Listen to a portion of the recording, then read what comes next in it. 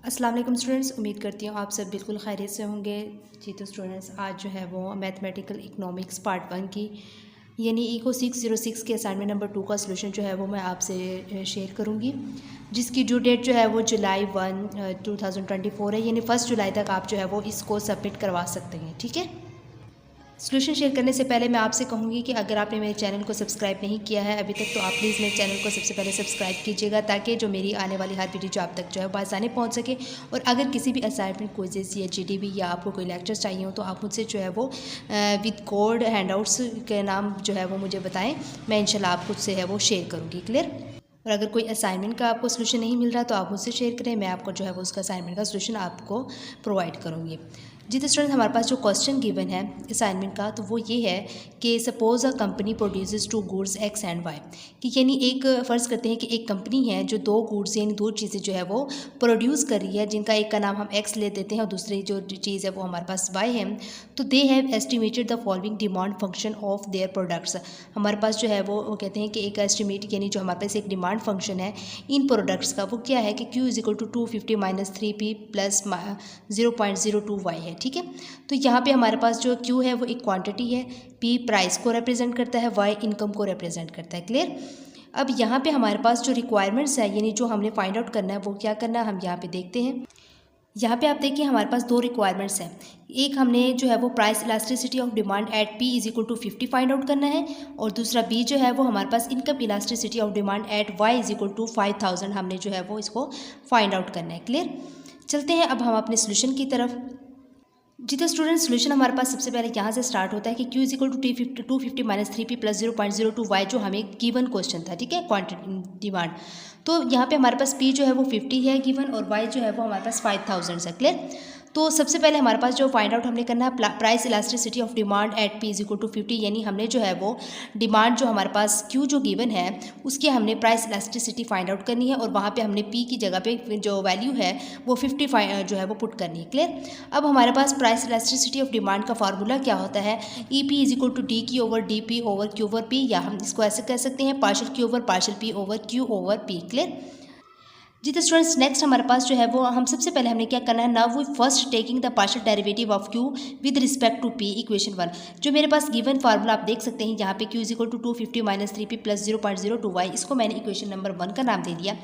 तो हम जो है वो सबसे पहले इक्वेशन नंबर 1 को जो है वो इसको हम पार्शियल डेरिवेटिव करेंगे और विद रिस्पेक्ट टू Q के। क्लियर। अब हमारे पास अब आप यहाँ पे देख सकते हैं Q is equal to 250 minus 3P plus 0.02 y है, और जब हमने पार्शियल डेरिवेटिव लिया तो जो बाकी जो हमारी टर्म्स होंगी वो जीरो हो जाएंगी, लेकिन जो माइनस 3P है ये हमारे पास से है तो माइनस 3 को बाहर आ जाएगा, और partial P over partial P जो हमारे पास ये 1 बन जाएगा, तो हमारे पास क्या आ जाएगा, partial Q over partial P is equal to minus 3 आ जाएगा। क्लियर। अब हमारे पास जो फार्मूला है प्राइस इलास्टिसिटी ऑफ डिमांड का formula EP is equal to partial Q over partial P over Q over P है। क्लियर।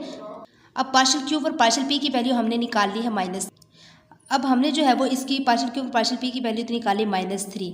अब हमारे पास P जो है वो गिवन है 50। क्लियर। P जो है वो हमारे पास गिवन है 50 के। तो अब जो है वो स्टूडेंट्स हम क्या करेंगे, हमने Q की वैल्यू निकालनी है ताकि हम फार्मूले में जो है वो पुट आउट कर सकें। स्टूडेंट्स, आप यहाँ पे देख सकते हैं P जो है वो हमारे पास 50 गिवन है और Y जो है वो 5000 गिवन है। क्लियर। जी तो स्टूडेंट्स, हमने क्या करना है, इसको जो हमारे पास गिवन इक्वेशन है Q is equal to 250 minus 3P plus 0.02 y, तो यहाँ पे हम जो है वो P और Q की वैल्यू पुट कर देंगे जो हमें गिवन है। ठीक है। जब हमने P की वैल्यू 50 पुट की इक्वेशन में और Y की वैल्यू जो है वो 5000 पुट की, तो हमारे पास क्या आ जाएगा, 250 माइनस 3 इंटू 50 प्लस 0.02 इंटू 5000, और 250 माइनस 150 प्लस 100 आ जाएगा। जब हम इनको मल्टीप्लाई करेंगे तो 350 माइनस 150 आ जाएगा, और Q इज इक्वल टू हमारे पास 200 आ जाएगा। क्लियर। जी तो स्टूडेंट, आप देख सकते हैं हमारे पास Q की वैल्यू जो है वो 200 निकली है, और अब हमारे पास जो EB का यानी इलास्टिसिटी ऑफ डिमांड का फार्मूला था partial Q over partial P over Q over P, तो हमने पार्शियल Q और पार्शियल P की जगह -3 पुट किया, Q की वैल्यू हमारे पास 200 निकली, और फिर P जो हमारे पास गिवन था 50 हमने वो पुट किया, तो 50 हमारे पास ऊपर जाके मल्टीप्लाई हो जाएगा, और आप देख सकते हैं -3 मल्टीप्लाई 50 ओवर 200, और EP is equal to -150 over 200 आ जाएगा, क्योंकि 3 को जो है वो मैं 50 से मल्टीप्लाई करवा दूँगी। जब हम इनको जो है वो कट आउट करेंगे तो हमारे पास लास्ट में EP जो है वो इज इक्वल टू -3 ओवर 4 आ जाएगा। क्लियर। तो स्टूडेंट्स हमारे पास जब मैं इसको डिवाइड करूंगी 3 - 3/4 को, तो मेरे पास आ जाएगा -0.75, यानी माइनस में आ गया। तो इसका मतलब है elasticity of demand with respect to price is low, क्योंकि हमारे पास नेगेटिव आ गया है तो हमारे पास ये क्या है, लो है। एक तो हमारे पास ये नेगेटिव है और दूसरी इसके बाद ये है कि ये हमारे पास 1 से लेस देन है। जब कोई भी चीज़ हमारे पास 1 से लेस देन होगी तो इसका मतलब है वो हमारे पास लो है, ठीक है।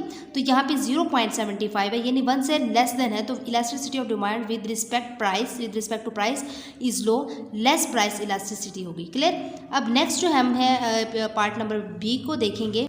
स्टूडेंट पार्ट बी जो है वो हमारे पास income elasticity of demand at Y is equal to 5000 है। इसका फार्मूला हमारे पास क्या है, income elasticity of demand E Y is equal to partial Q over partial Y over Q over Y. Clear. अब क्यू की वैल्यू तो हमारे पास निकल आई, जो हमने निकालनी थी 200, ठीक है। जहाँ पे हमने जो इक्वेशन जो क्यू गिवन था वहाँ पे हमने जो है वो पी और वाई की वैल्यू पुट की, और हमारे पास जब लास्ट में आंसर आया था क्यू इज इक्वल टू 200, ये तो वही चलेगा। अब हमने जो निकालनी है partial Q over partial Y की वैल्यू निकालनी है, और जबकि वाई भी हमारे पास इसकी वैल्यू गिवन है 5000, ठीक है। अब चलते हैं हम partial Q over partial Y की वैल्यू निकालने के लिए। क्लियर जी। तो स्टूडेंट्स जब हम सबसे पहले क्या करेंगे ना, वो first the partial derivative of Q with respect to Y. जो हमारे पास क्यू गिवन है उसको हम जो है वो पार्शियल डेरिवेटिव करेंगे विद रिस्पेक्ट टू वाई। तो Q is equal to 250 - 3p + 0.02y था। अब with respect to y both sides पे मैंने इसको पार्शियल डेरिवेटिव किया, तो मेरे पास बाकी जो टर्म्स थी वो मेरे पास 0 हो जाएंगी, जबकि y वाली है जो वो मेरे पास 0.02 × 1 आ जाएगी। क्लियर। तो partial Q over partial y is equal to 0.02 इसकी मेरे पास वैल्यू निकल आई है। अब हमारे पास Q जो है वो 200 निकला था और y इज इक्वल टू 5000 है। तो स्टूडेंट्स हम क्या करेंगे, E Y is equal to partial Q over partial y over Q over y है, तो यहाँ पे मैं अपनी तमाम वैल्यूज़ को पुट आउट कर दूँगी। जो partial Q over partial Y यहाँ पे 0.02 लिख दिया, और क्यू की वैल्यू मेरे पास 200 थी और वाई जो गिवन था मेरे पास 5000। मैं इनको जो है अब सोल्व आउट करूँगी। सिंपली स्टूडेंट्स मैंने इसको जो है वो सोल्व आउट किया। जो मेरे पास 5000 है वो ऊपर चला जाएगा, मल्टीप्लाई हो जाएगा 0.02 मल्टीप्लाई 5000 ओवर 200। मैंने ये जो दो नीचे वाले 2 0 ऊपर वाले 2 0 कैंसिल आउट कर दिए, मेरे पास 0.02 मल्टीप्लाई 50 ओवर 2 आ गया।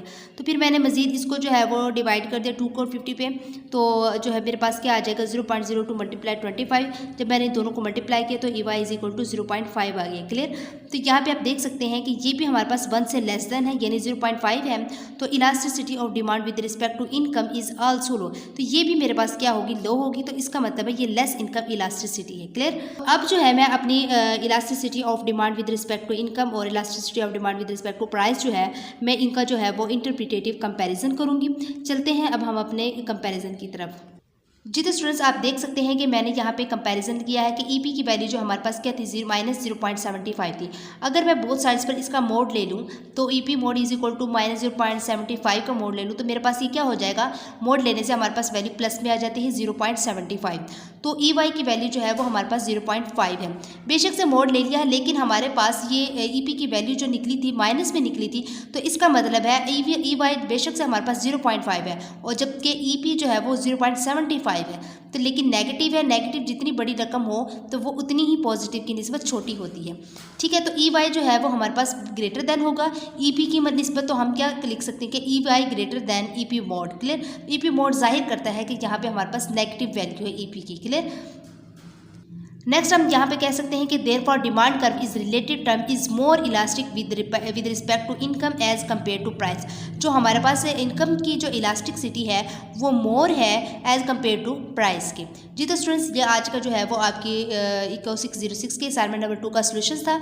अगर आपको मेरी वीडियो पसंद आई हो तो आप मेरी वीडियो को लाइक शेयर एंड सब्सक्राइब जरूर कीजिएगा, और शेयर भी कीजिएगा ताकि आपके साथ साथ दूसरे स्टूडेंट्स की भी जो है वो असाइनमेंट नंबर 2 हल हो सके। Thank you so much and अल्लाह हाफिज़।